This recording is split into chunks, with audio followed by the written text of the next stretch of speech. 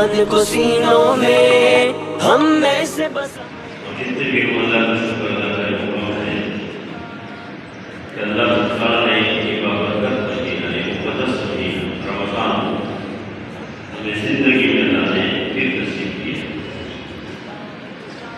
اور بہت کسی کی شادی مہینہ روا گواہ ہے چار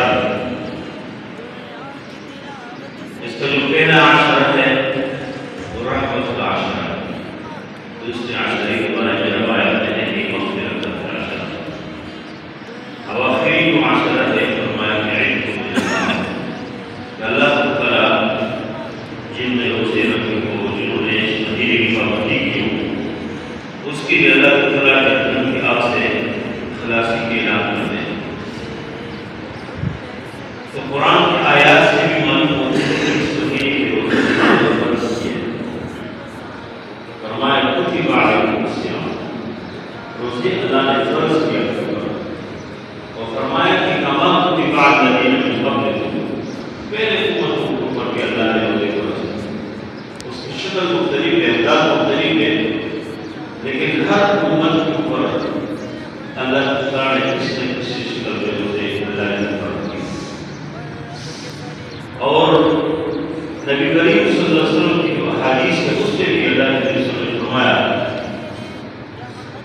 کہ اس میں جو روزے ہے وہ فرض ہے جو مشہور حدیث ہے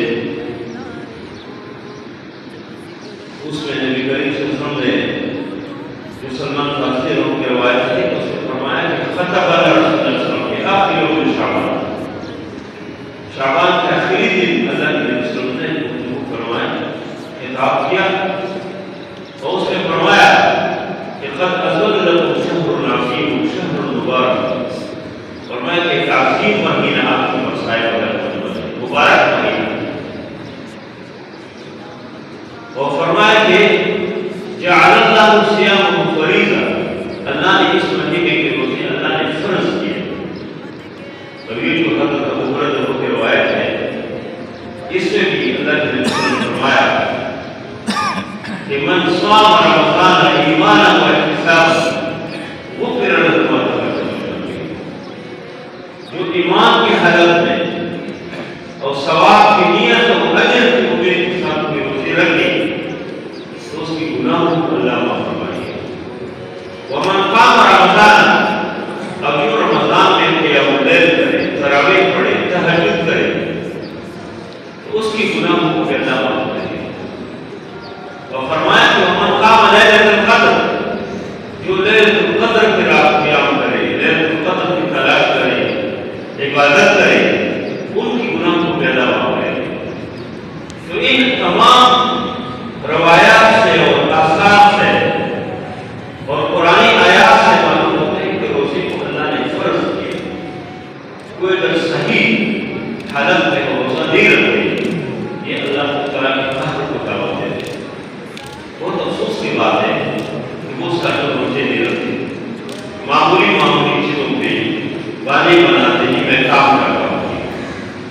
میں یہ مجبور ہوں میں بیمار ہوں اور فلاں بیماری اور فلاں اس طرح معمولی آزاد روزے کوئی معاف نہیں ہے ہاں اگر کوئی اس طرح بیماری ہے کہ کوئی حاضر اور مسلمان ڈاکٹر دو شرائط ہے کہ حاضر تجربہ کار اس کی مہارت اس بات میں ہے کہ اس آدمی کی بیماری اگر یہ روزہ رکھتی ہے تو اس سے اس کی بیماری بڑھ جاتی ہے اور دوسرے جو مسلمان ڈاکٹر مسلمان جو خود روزوں کی پابند ہو صوم و صلاۃ کے پابند ہے وہ اگر کسی کو مشورہ دے کہ تم روزہ نہ رکھو چلو اگر آپ روزے رکھتے ہیں تو آپ کی فلاں بیماری بڑھ جاتی ہے آپ پہلی کا مسئلہ ہے یہ بڑھ جاتے ہیں تو پھر اس کے لیے اللہ معاف کریں گے چلو امید ہے کہ اللہ معاف کریں گے اس کے لیے بھی پھر قرآن نے فرمایا کہ من کان منکم مریضا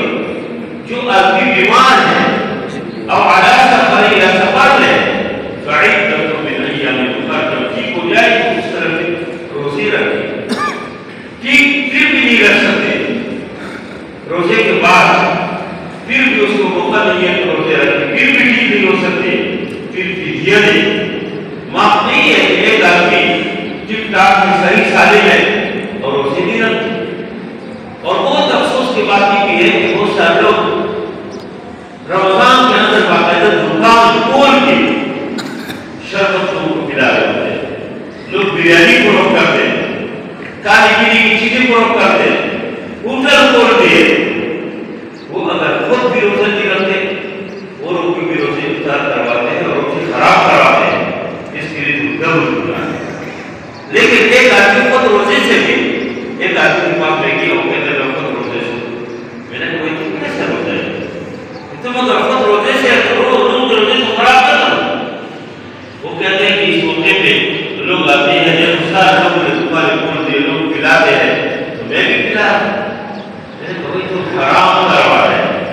ایک آدمی بریانی کی دیکھ لے کے جا رہے ہیں اور دو تین رمضان میں مدد کر رہے ہیں, حرام کما رہے ہیں, حرام اپنے جیب میں ڈال رہے ہیں. اور میں یہی کہتا ہوں سے میں نے کہا اس ریڈی کو جس کے اوپر تم بریانی کے دیکھ رکھ کے آپ روک کر دیں تو اس کے اوپر آپ کوئی سبزی رکھو, اس کے اوپر کوئی فروٹ رکھو, آپ روک کرو رکھو. لوگ خریدیں گے افطار کے لیے تو آپ کی سوالات اجر دیں گے. لیکن وہ کہتے ہیں کہ نہیں میں یہی کام کروں گا اور اس طرح کی کوئی خرچے کے لیے. لیکن بارہ ایک خیر سے انسان کی اور کوئی یہ سمجھتے ہیں کہ میں حرام طریقوں سے کما کے کوئی بے جنس سے اضافہ ہو سکتی نہیں ہو سکتی. جو حلال طریقے سے ایک روپے بھی آپ کے پاس آ جائے اللہ اس میں برکت دے گا. برکت اس طرح ہے حرام طریقوں سے آپ کے پاس لاکھوں بھی آ جائے, کروڑوں اربوں بھی آ جائے, اس کے اندر کوئی برکت نہیں ہوتی.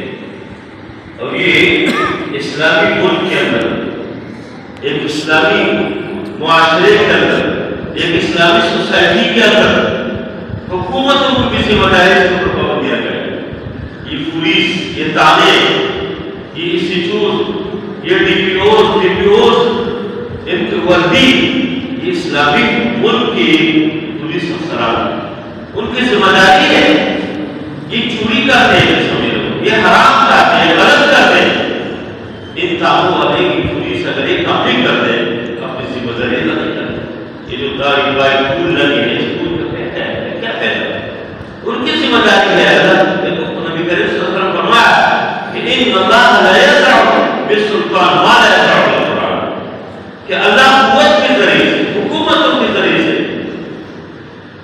زور کے ذریعے سے ان لوگوں کو ٹھیک کرتے جو قرآن کے ذریعے سے ٹھیک نہیں ہوتے.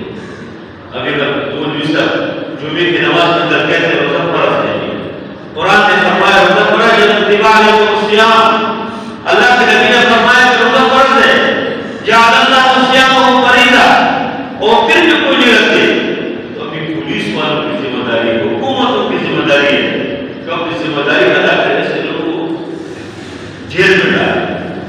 اگر ان کی واقعی کوئی مسئلہ ہے تو کسی مسئلہ حل کریں. اس کا کیا مسئلہ ہے, کیا پریشانی, کوئی پریشانی نہیں ہے, اس کی جب کوئی اور کام کر سکتے ہیں نا.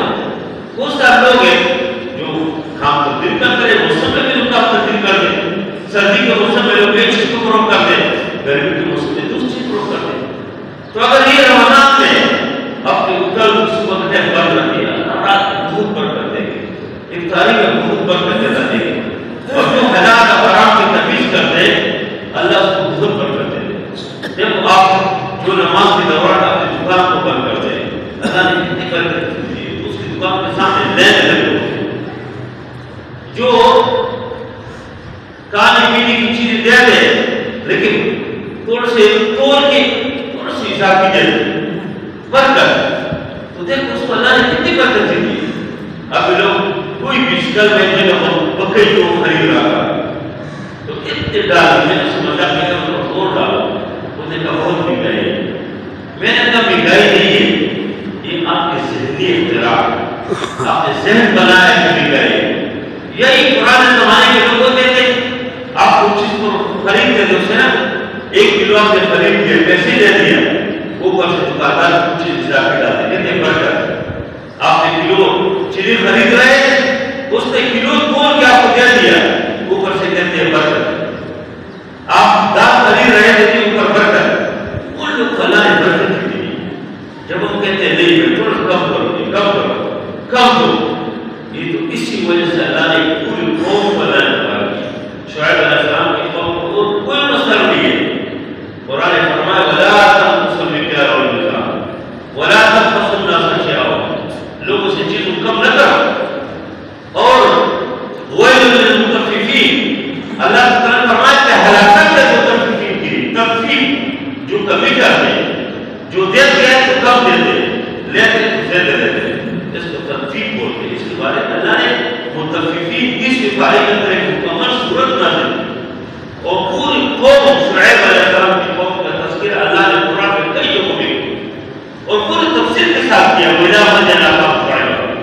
اور شعیب علیہ السلام کی قوم کی جو بیماری ہے یہی ذکر کی کہ کبھی کر دیتے ہو, وہ لوگ دیتے ہیں کب لیتے زیادہ.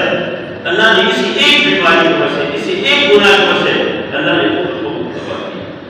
تو میں یہ کہنا چاہ رہا تھا کہ رمضان بہت بابرکت مہینے ہے, بہت بہترین مہینے ہے.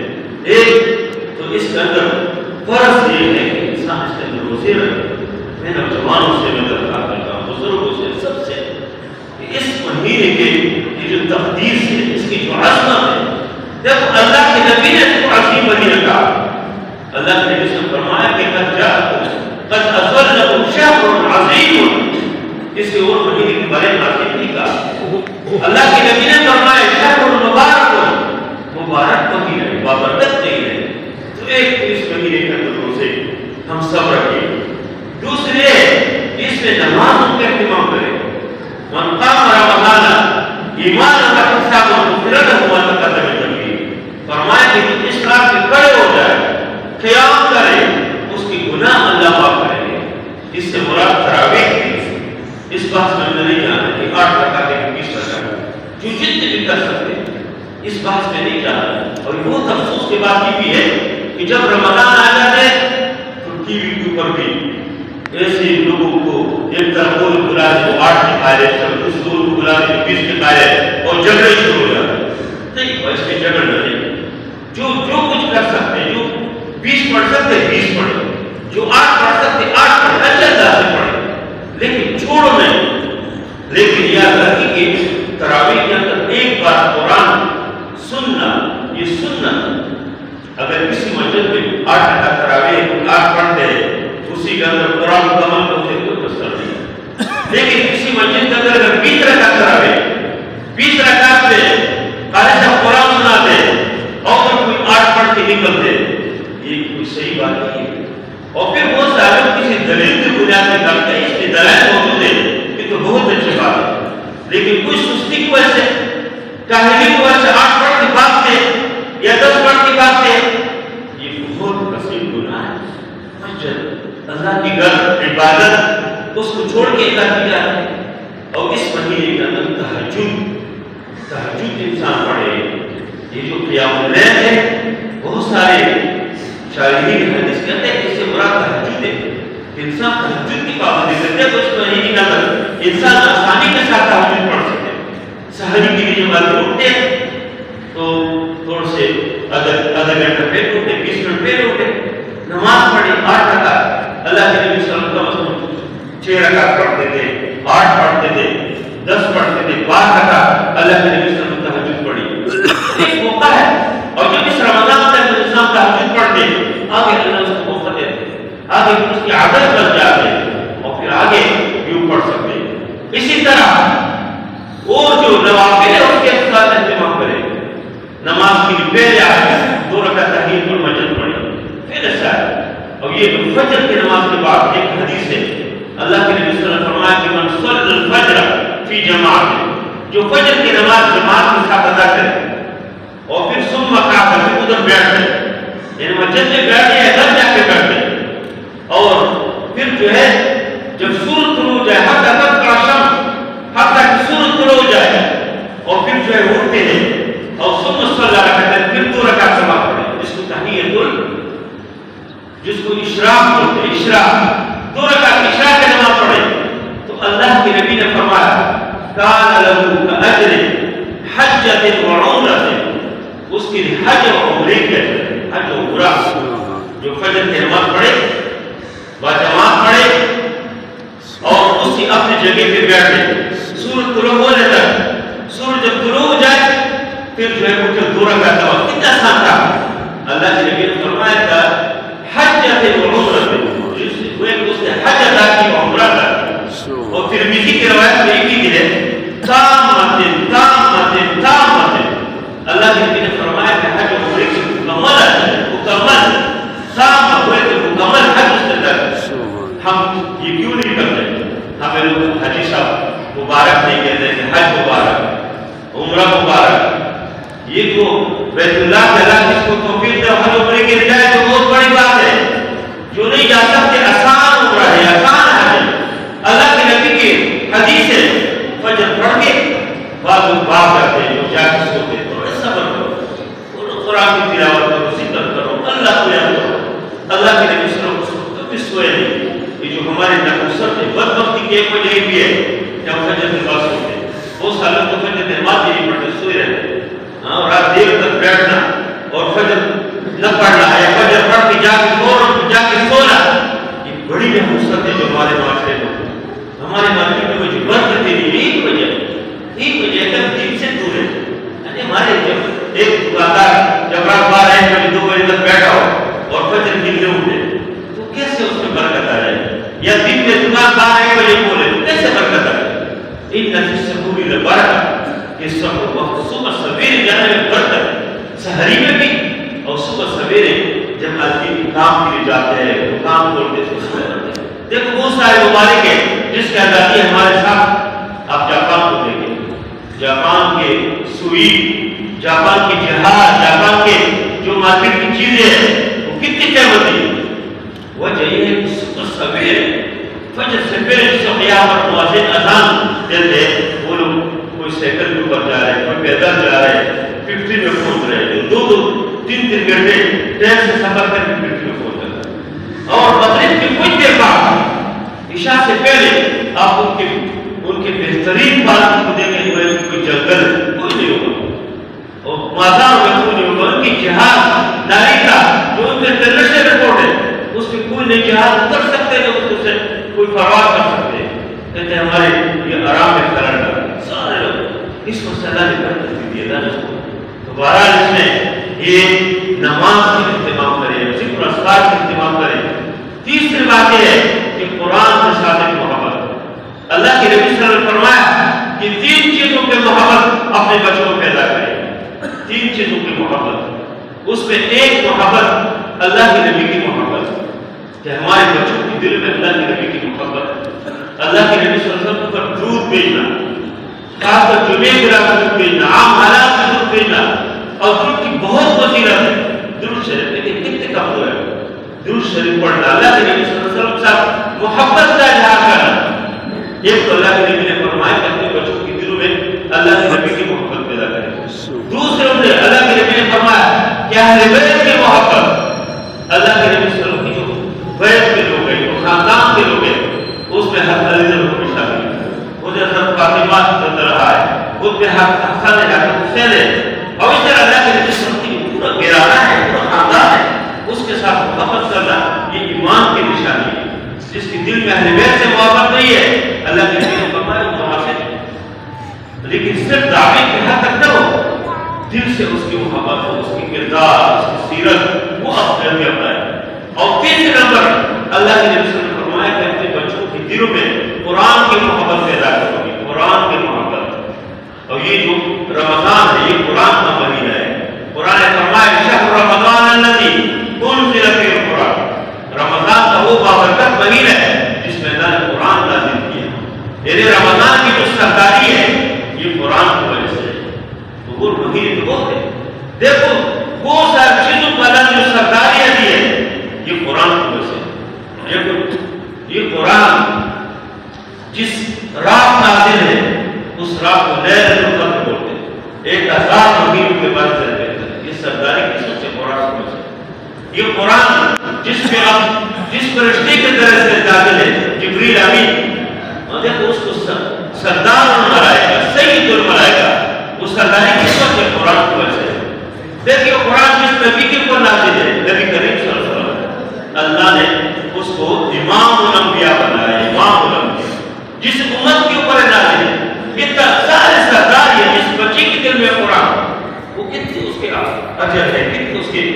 نفس ہے، کتنی اس کی اہمیت ہے، اس کی قرآن کی تلاوت کرے۔ حضرت علی کربلا رضی اللہ عنہ جو قرآن بولتے تھے، قرآن کو ہاتھ لگاتے تھے، روتے تھے اور کہتے تھے کہ ہاذا کتاب ربی، ہاذا کتاب، یہ میرے رب کی کتاب ہے، معمولی کتاب نہیں ہے۔ اب جب بولتے تھے پڑھتے تھے فرماتے تھے کہ ہاذا کلام ربی، یہ میرے رب کی کلام ہے۔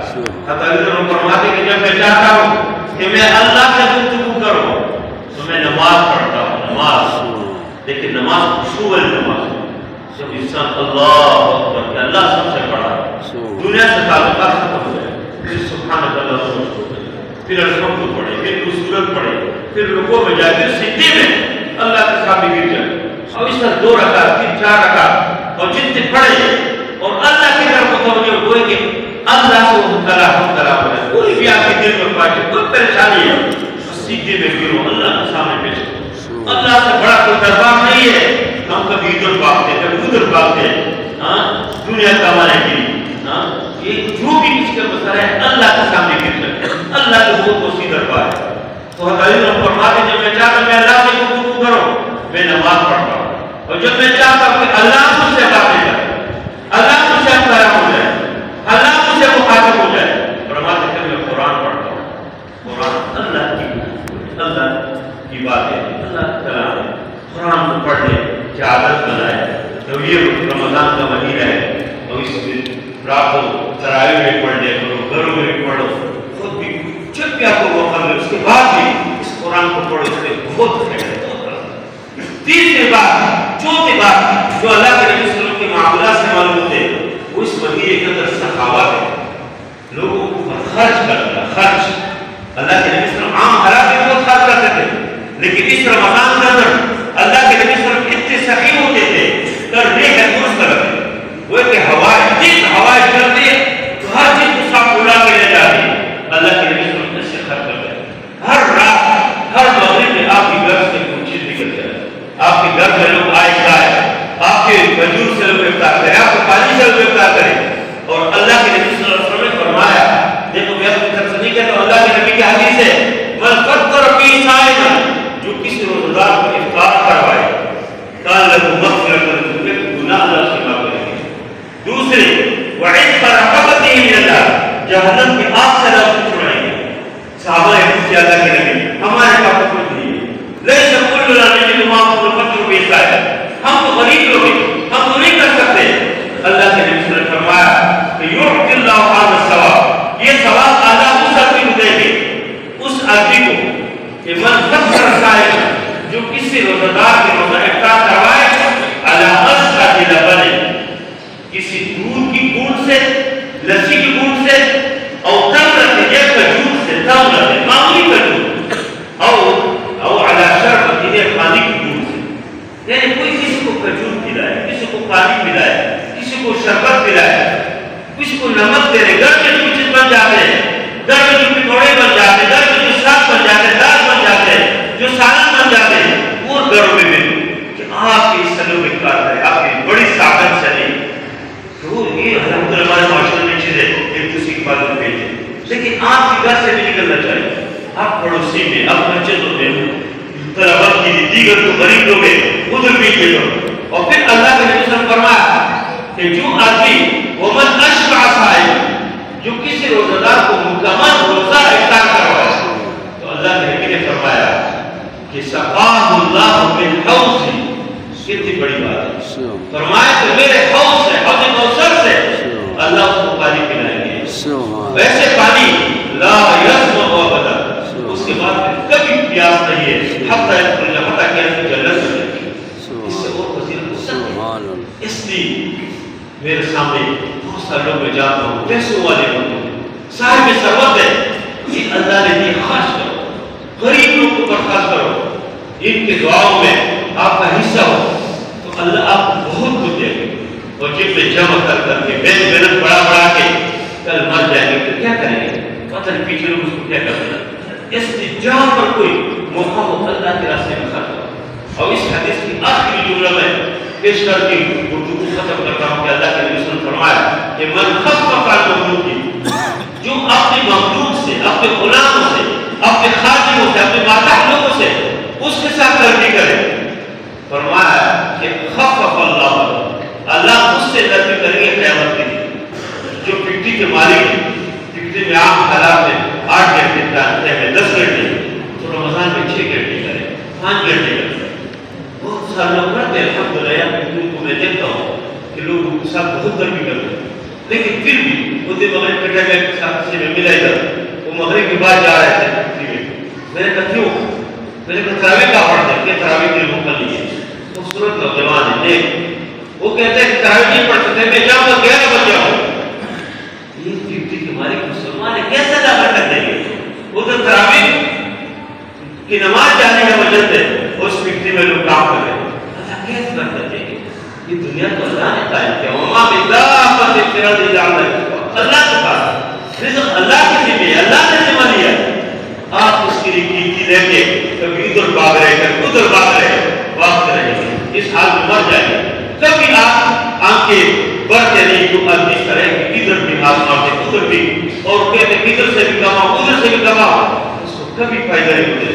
وہی آدمی کامنے میں کہ جو جس دریا دل بیان آتے ہو.